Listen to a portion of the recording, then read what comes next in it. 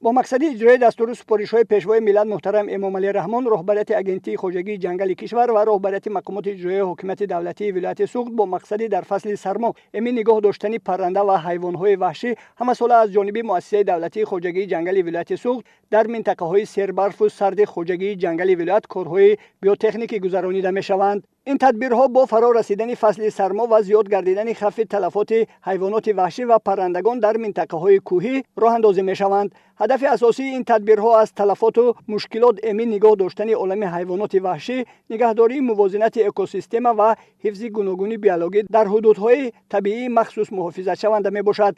امسال نیز با نظرداشت سربرف و نسبتاً سرد بودن زمستان، کارهای بیوتکنیکی از روزهای اولی سرما در دامنه‌کوه‌ها و منطقه‌های خوجگی جنگل ولایت سوخت آغاز گردیدند.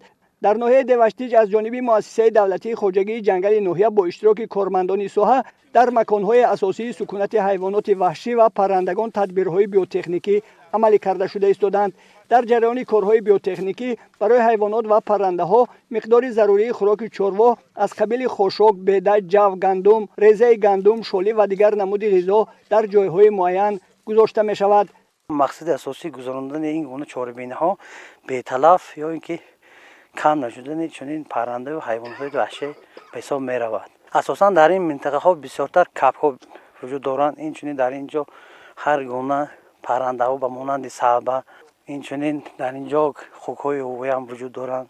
من بعد باز این گونه چهاربینی ها را در منطقه های باز هم از این سردتر برآمونیم و شمارش را زیادتر گردانیم.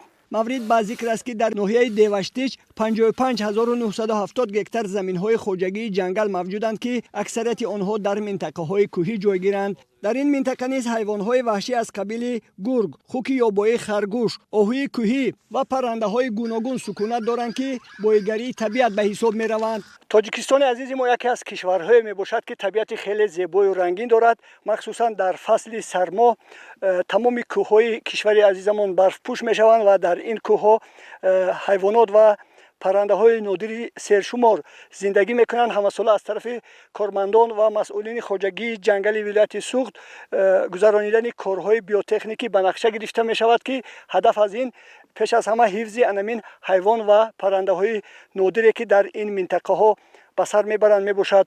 برگزاری چنین اقدام ها امکانیت فراهم می‌آورد که سرشماری چنین پرنده و حیوان های وحشی بیشتر گردد و طبیعت باز هم زیباتر شود. همچنین گذاشتن نمک در منطقه های کوهی نیز به راه مانده شده. این عمل برای تأمین نیازهای فیزیولوژی حیوانات اهمیت کلان دارد. سرجنگل پروری مؤسسه دولتی خوجگی جنگل ناحیه دیوشتیج ضمن صحبت ابراز داشت که با مقصد پیشگیری از تلف یابی پرندگان و حیوانات وحشی در فصل زمستان از جانب مسئولین خوجگی جنگل پیوسته کارهای بیوتکنیکی گذرانیده میشوند که این برای زمستان گذرانی حیوانات و پرنده‌ها زمینه میگذارد. ما امروز جو آوردیم، ریزه گندم، خاشاک، نمک، جواری و مقدار ضروری آورده من در این موضع چاشنی ایستادیم. از سبب سرد آمدن باد و هوا 3-4 مرتبه کارهای بیوتکنیکی برای بی‌تلف برآوردن حیوانات پرندگان یابایی گذرانده می شود. زمستان امسال سربرف بوده، احتمال نسبت به سالهای گذشته سردتر شود. از این رو اندیشیدن چنین تدبیرها بسیار مهم می باشد.